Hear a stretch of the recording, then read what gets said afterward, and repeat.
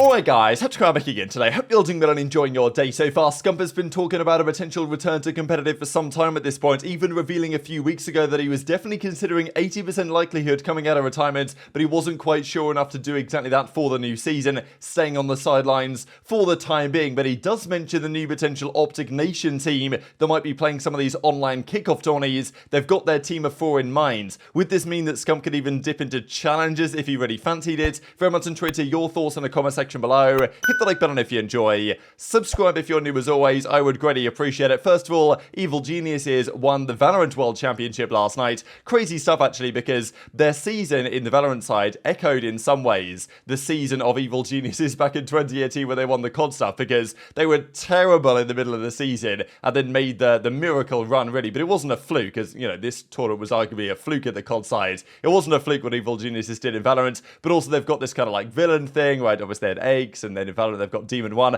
I will also mention though that, again, as we saw yesterday, some of the stuff, it's always what Riot put on for these events, but I mean, have a look at this. This is from Sean Gare's perspective here. They have all the videos, the hype videos before building up the storylines. They did a great job of that. I don't think Valorant always does the best job of really painting the storylines, but for this grand final especially, they did. And I mean, look at this venue, right? This is their world championship, and I know that many COD pros are watching this thinking, guys, like, are we serious here? This is what we're doing? And look, it was the same thing at the CSGO Major, and they have all the pre-game shows and all this stuff. It was really well done. There's absolutely no doubt about that one. And as Clay says, watching this Val intro video, even the intro videos were spectacular for the finals. What are we doing, man? And Priestahh's like, you know, thinking the same thing, damn, they're doing it right. We don't get any of that stuff yet, right, as it stands. And but the other storyline that I did want to touch on is Dashy says Tarek is the real winner of the event, because, you know, he gets more views on Tarek's watch party, co-stream, whatever,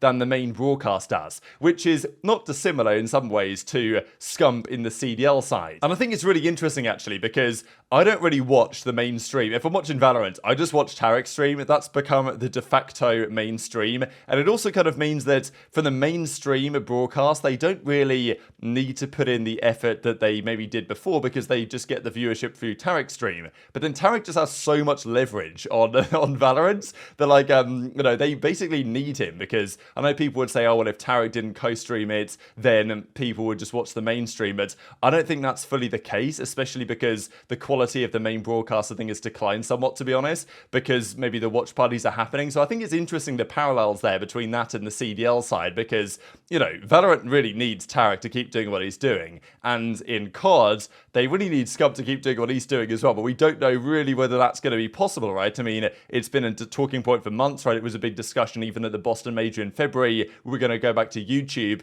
We still think that's happening. And I don't know what that means for the watch parties. I'm sure Scump and the OpTic guys have some idea what they might decide to do. But yeah, I mean, Valorant, I'm sure, and Riot and stuff respect and appreciate Tarek greatly. It doesn't seem like the same, like, maybe respect is given to what Scump and OpTic have done with the watch party. We did mention Priestahh a couple of seconds ago. I do want to mention this as well. I thought it was funny. You guys have probably seen this going around, like the entering Glizzy Overdrive, or this guy. I mean, like, fair play. I guess you got to get money somehow, right? But anyway, the point I was trying to make here is that during this point of the season, there is some serious Glizzy Goblin going on by some of the pros, or some of the players that aren't yet in the Pro League. And I did just think it was kind of funny, because I just happened to scroll through the notice for this, and Priestahh had actually liked this tweet. So maybe he feels like there's also something like that going on, especially on those teams down there. I mean, right now it's Los Angeles Guerrillas, it's Vegas Legion, of course, and then London Royal Ravens. Those are the teams that we don't know yet. The other teams we think we know and probably should get announced relatively soon, let's be honest at this point. But there is likely to be some Glizzy Goblin being done right now to try and get onto those teams, because, look, if you're not in the CDL, it makes your life far more challenging. And maybe Temp is thinking about that now, because it does seem like Temp is maybe heavily, well, at least more considering getting a spot back in the CDL rather than deciding to go through challenges, because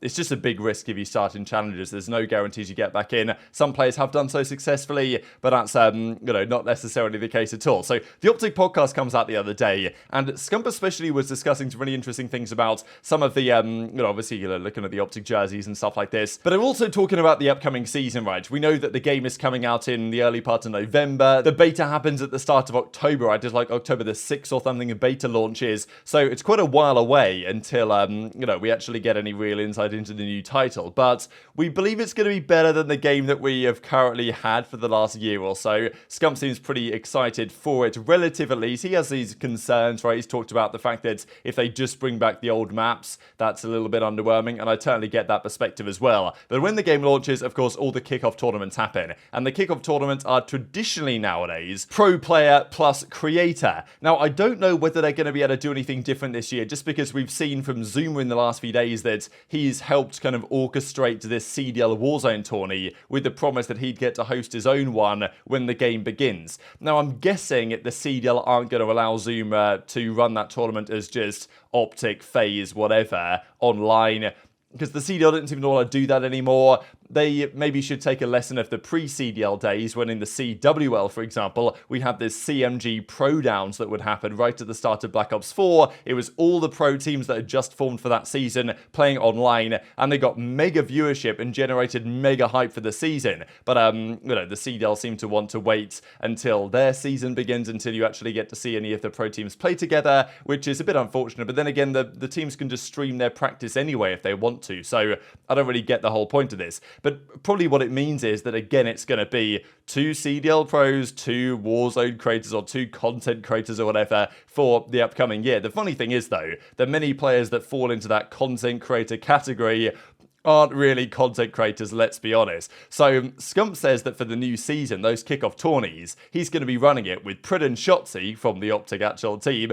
Scump himself, who was nearly on that team if he actually decided to return, as we saw a few weeks ago, and then Zinni's coming along for the ride as well. So that's a potential team of 4 when the new season begins, and then they've got to consider, do Scump and Zen actually decide to play challenges as well?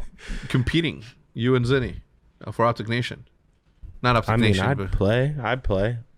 I'd be down. Depending on the game, I might play. If I love the game, you cannot. Well, no, like I'll scrim and We shit. could play together. I'll scrim and shit. Like us getting on every day and scrimming, like Hell yeah. the viewership would be insane. It'd be great. Did I tell you we're doing that? Huh? We're doing that? Yeah, I mean that'd be great. TST is like making a video like how good are pro players really type thing, and we're gonna dedicate like a month. Fire. I f with that. Yeah, dedicate a month, find a 4th, and scrim, get a coach, and play the first open. Who'll be your 4th? It has to be that kid that you guys used to play with. That's fine. But like for the Josh? kickoffs, it's already like me, Pred, Shotzzy, and Zen. We already like made our team. Who? Me, Zinni, Pred, and Shotzzy. For what? For the like kickoffs, like the creator kickoffs. yeah, we're creators now. That's so dumb, dude. That's so dumb. So we're literally just gonna have a pro team.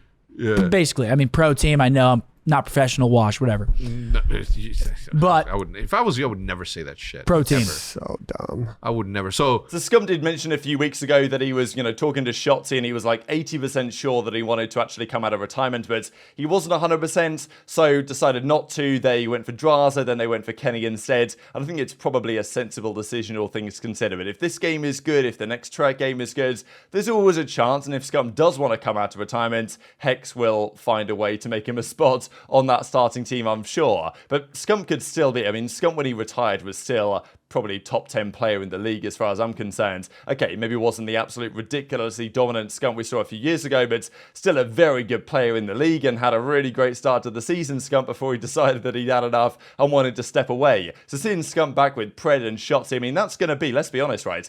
This was a potential team of 4 that could have happened this year if Scump decided to come out of retirement. With no Kenny, it would have been, Dashy, Shotzzy, Pred, Scump. So this is very similar to the team that's going to play those kickoff tourneys, apparently, with Scump, Zinni instead of Dashy, of course, and I'm sure there might be some words to be said about that, but then also Pred and Shotzzy as well. The other question, though, is, as Scump says, and as Zinni will, of course, have mentioned as well, and Zinni actually did mention this and said, well, I don't expect you to come along, Scump, but, still would be cool to actually play in some of the Challenger tournaments. The early part of the game, the Challenger season starts earlier than the CDL stuff does, and they've got all these like online kickoff tourneys going down as well. And Zinni, I'm pretty sure, has said, because Methods has also said that he misses competing, and it's the same thing with many of these players. We saw it with Priestahh when he was doing the interview with the Stocksman, saying that he doesn't want to retire because he doesn't know what he's going to do when he retires. COD and competing in COD has been his life for so long, and Clay thinks that he can still compete until he's like 50. He doesn't think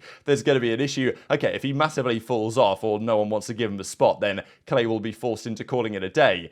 But Clay doesn't want to retire. He doesn't feel like he should or he needs to. And he feels like if he did, all that would happen was he would just miss competing days. And that's happened to pretty much most players, I would imagine, right? Even Crimsix, he kind of forced into retirement or whatever. He's gone to compete in sim racing because, you know, he just has that competitive itch. It's the same for Scump. It's the same for Methods, especially for Methods, actually, because I know that he's mentioned this a few times, that he really wants to get a team together. Maybe that's Octane, maybe that's not, maybe that's Embos, right? Whatever they do, just form some team of 4 just to play the early Challengers tournament, scrim as a team as well, as Scump mentions.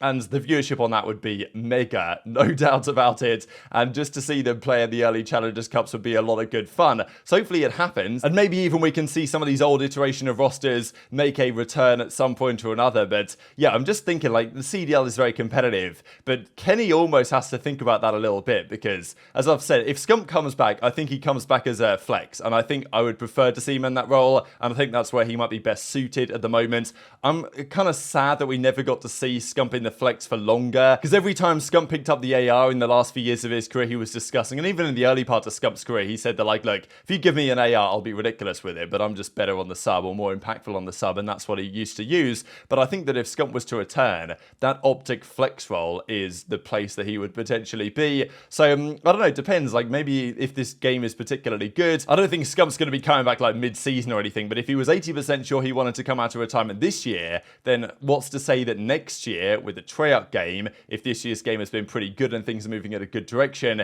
that Scump might be 90% sure he wants to come out to retirement. Who knows? If he thinks he's still got it, and he probably will have, because that's just the nature of things. So yeah, very much intrigued to your thoughts on that in the comment section below. Just wanted to close out with a couple of things. This was interesting from Brian Stats here. Top 10 winningest players in Mutineers history. Pharaoh, rest in peace, of course, still on this list at 16 series wins. The most successful was Skyz during his tenure, Awakening just behind, then Havoc as well, who's actually been there for an awful long time if you think about it. Frosty as well got 20 series wins. The Frosty story is so crazy to me, right? Because Frosty was really good for this Florida team and super impactful in terms of why they won and were actually pretty good during the Modern Warfare 2019 season. Then I think they thought he was going to go back to Halo, and therefore they didn't re-sign him, or they basically just dropped him from the team. But he actually wasn't going back to Halo for some time longer because the game wasn't out yet, or something like that anyway. And then that bridge was kind of burnt. You guys remember Frosty said, like, I don't F with you guys, but good looks, or something like that anyway. He wasn't happy with their departure. Then Neptune, Pharaoh, of course, Dave Paddy at 15 series wins, Vivid, Vikul, Brack. So yeah, definitely they're changing trajectory massively. But Mutineers is over now, right? So I guess Skyz goes down as their most successful player, or winningest player, I suppose, in their history. And it makes sense, and he's now a world champion on an entirely different organization. But very much intrigued to your thoughts on all this stuff in the comment section below. Hit the like button if you enjoyed, subscribe if you're new, take care, and I'll see you next time.